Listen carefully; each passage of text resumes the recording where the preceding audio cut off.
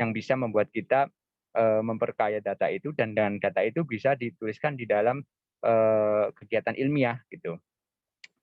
Kira-kira itu saja ya, saya nggak akan berpanjang lebar. Semoga tetap kegiatannya lancar. Saya ikut mantau di sini. Monggo, terima kasih. Saya serahkan kembali ke MC. Matur nuwun. Assalamualaikum warahmatullahi wabarakatuh. Waalaikumsalam warahmatullahi wabarakatuh. Waalaikumsalam warahmatullahi wabarakatuh. Selanjutnya mungkin untuk aturannya saya ulang lagi ya kepada seluruh peserta untuk meng-off-kan audionya. Terima kasih. Nah, acara selanjutnya ini adalah acara bincang-bincang santai. Acara ini akan dipandu oleh moderator kita, yaitu Ibu Mirza Dika Sering. Kepada Ibu Mirza, saya persilahkan. Terima kasih banyak Alinda atas waktunya. Terima kasih banyak Mas Amir, walaupun sedang dalam perjalanan tetap memberikan waktu untuk membuka acara ini. Selamat siang semuanya para peserta dan pembicara. Assalamualaikum warahmatullahi wabarakatuh. Senang sekali hari ini kita bisa ngobrol-ngobrol, tidak terlalu serius, mungkin bukan seminar yang mengetengahkan data serius, tapi lebih memberikan memberikan pengalaman, ya. Jadi saling bertukar pengalaman antara teman-teman sukarelawan dan juga yang sedang meneliti mengenai amfibi dan reptil. Nah, nanti pembicaranya ada 6 orang, tapi akan dibagi menjadi 3 sesi. Jadi dibagi menjadi 2 sesi, mohon maaf. Jadi dalam satu sesi itu akan ada 3 orang pembicara, dan nanti kalau ada yang mau bertanya, saya persilahkan Anda bisa mengetik di chat, ya, atau nanti juga, dan kami akan coba untuk membacakan, atau kalau tidak sempat nanti akan dijawab dan dikirim lewat email begitu. Dan kemudian kalau ada waktu kita juga bisa langsung diskusi. Jadi setelah 3 orang presenter ini akan ada diskusi sekitar 15 menit, kemudian kita lanjutkan dengan sesi kedua, presenter yang 3 lagi, dan terakhir adalah diskusi terakhir. Untuk sesi pertama kita ada 3 orang presenter, yaitu Nindya Maharani, kemudian Umar Fadli Kennedy, dan Alfonsus Toribio Eko Saputro. Jadi kalau Nindya Maharani ini lahir tahun 95 di Lampung, ini memang tinggalnya di Lampung, alumni S1 IPB Fakultas Kehutanan, dan semasa kuliah aktif di Himpunan Profesi Departemen Konservasi Sumber Daya Hutan dan Ekowisata atau Himakova, dan tergabung dalam kelompok pemerhati herpetofauna atau KPH. Saat ini Nindya sedang menempuh studi S2 di IPB jurusan Pengelolaan Sumber Daya Alam dan Lingkungan. Yang akan dibicarakan Nindya saat ini adalah topik yang berhubungan dengan penelitian Nindya yang mengulas data yang masuk ke GOAK sampai Desember 2020. Untuk itu saya persilakan Nindya untuk mempresentasikan hasil penelitiannya. Silakan Nindya.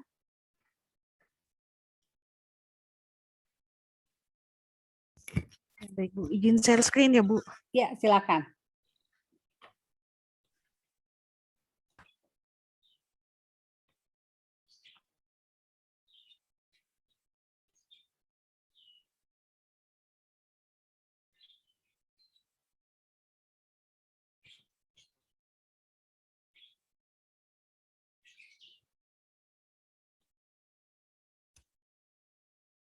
Ya baik, selamat siang.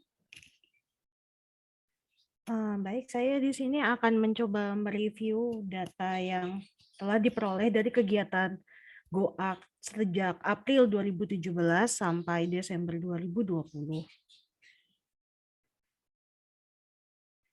Ini untuk kilas balik sedikit, jadi GOAK ini sendiri adalah kegiatan yang diadakan oleh PHI Dan kegiatan ini juga dilakukan sejak tahun 2017, tepatnya awal mulanya dari April tanggal 21 sampai yang data paling terakhir dimasukkan itu tanggal 30 November 2020. GoArk ini sendiri adalah bagian dari ARK atau amfibi reptil kita. Dan amfibi reptil kita ini adalah proyek yang diinisiasi melalui medianya melalui Inaturalis, dan dia sudah dilaksanakan 4 kali setahun sekali, yaitu dari 2017, 2018, 2019, dan 2020. Dan di sini saya akan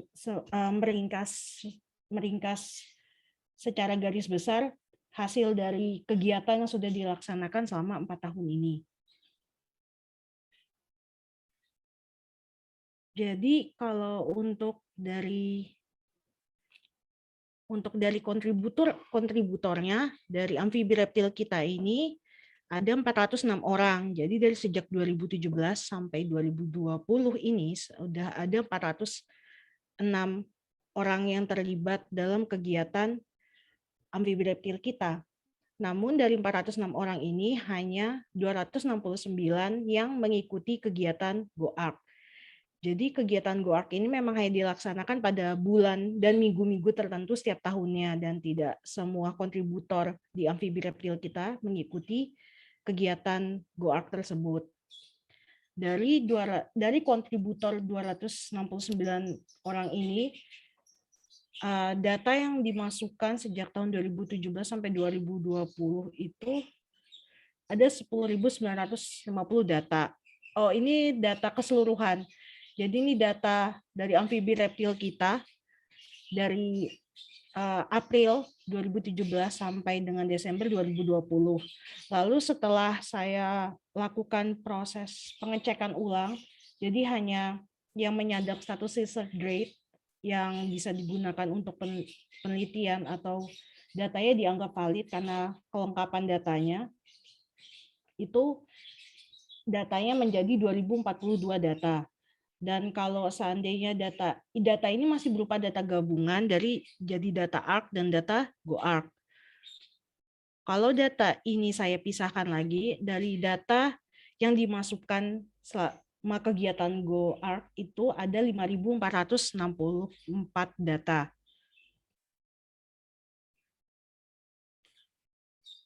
Kalau untuk setiap tahunnya, data yang dimasukkan ini cukup fluktuatif. Jadi pada awalnya tahun 2017, data yang diperoleh itu mencapai 907 data. Namun pada 2018 dan 2019 mengalami penurunan data. Jadi 2018 itu 850 data, lalu pada tahun 2019 turun menjadi 786 data. Namun pada tahun 2020 data naik hampir 2 kali lipatnya dari 3 tahun sebelumnya menjadi 1.987 data, dan ini adalah data yang dikumpulkan dari kegiatan GoArk saja, belum termasuk yang kalau digabungkan dengan data ARK. Ini untuk distribusi datanya. Jadi selama 4 tahun kegiatan ini berlangsung, data yang paling banyak terkumpul itu berasal dari region Jawa. Jadi kalau dari GoArk ini sistemnya data yang dimasukkan itu melalui per region. Ada region Sumatera, region Jawa, region Kalimantan, region Sulawesi, region Bali Nusa Tenggara, region Maluku, dan Papua. Dan dari hasil distribusi data yang sudah diolah ini, ada 3.000 lebih data yang dikumpulkan di Jawa. Dan yang paling kecil itu berasal dari Papua dan Maluku dan Papua, yaitu 27 data. Untuk selama 4 tahun sendiri, total spesies yang dilaporkan oleh kontributor dari kegiatan GoArk itu ada 297 spesies. Sementara dari spesies amfibinya itu ada 124 spesies, dan dari spesies reptilnya ada 173 spesies. Untuk spesies yang paling banyak ditemukan oleh kontributor dari amfibi adalah Dutaprindus melanostictus, dan menurut IUCN Red List statusnya masih list concern. Lalu untuk dari reptilia yang paling banyak ditemukan oleh kontributor ada Brontochela jubata dengan total data 204 dan status IUCN Red List-nya juga list concern. Yang menarik dari semua temuan data ini, untuk yang reptil ada 39% spesies yang ditemukan dan statusnya belum dievaluasi di IUCN Red List. Untuk garis besar datanya, mungkin hanya ini yang bisa saya sampaikan, tetapi saya menyadari selama mengerjakan data-data yang ditemukan ini, untuk status yang beberapa spesies itu ada yang dia persebarannya itu belum, awalnya tuh tidak ada di suatu region yang awalnya maupun di reptil database ataupun di IUCN Red List dia hanya tertulis persebarannya di Papua. Tetapi ternyata dari kegiatan GOARC ini ada yang ditemukan spesies ini berada di Maluku. Begitupun juga ada beberapa spesies yang awalnya hanya ditemukan di Jawa, tetapi setelah ditelusuri melalui GOARC, spesies-spesies tersebut ternyata ada di Bali atau di Nusa Tenggara. Yang membuat hal ini menarik adalah karena laporan yang ditemukan keberadaan spesies ini bisa menjadi banyak hal. Bisa jadi spesies tersebut memang persebarannya lebih luas daripada apa yang kita ketahui, atau mereka spesies yang memang aslinya tidak ada di sana tapi terbawa secara tidak sengaja oleh orang. Dan ada kemungkinan juga menjadi spesies alien. Maka dari itu, GOARC ini memiliki potensi yang sangat luas sekali untuk bidang riset maupun menambahkan informasi dan data-data yang dibutuhkan untuk kelengkapan biodiversitas. Ya, mungkin itu saja yang bisa saya sampaikan. Terima kasih.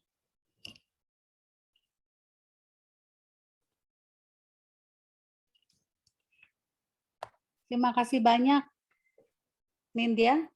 Ini menarik sekali, datanya ini cukup banyak dan saya rasa Nindya mungkin juga agak kewalahan begitu ya mengurus datanya ini, karena kalau data dalam jumlah ribuan itu pasti harus teliti satu persatu.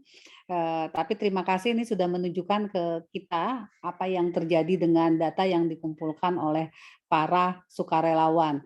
Jadi untuk yang mungkin belum mengenal apa itu ARK, amfibi reptil kita ini adalah satu kegiatan sains warga di mana peneliti amatir itu melaporkan keberadaan amfibi dan reptil, kemudian dimemasukkan datanya melalui aplikasi di iNaturalist. Jadi aplikasi ini biasanya di-download, masuk di HP atau masuk di laptop, kemudian nanti Anda melaporkan atau para sukarelawan melaporkan dalam bentuk foto, kemudian lokasinya di mana dan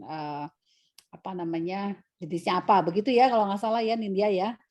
Jadi itulah yang kemudian datanya dikumpulkan dan dianalisis oleh Nindya.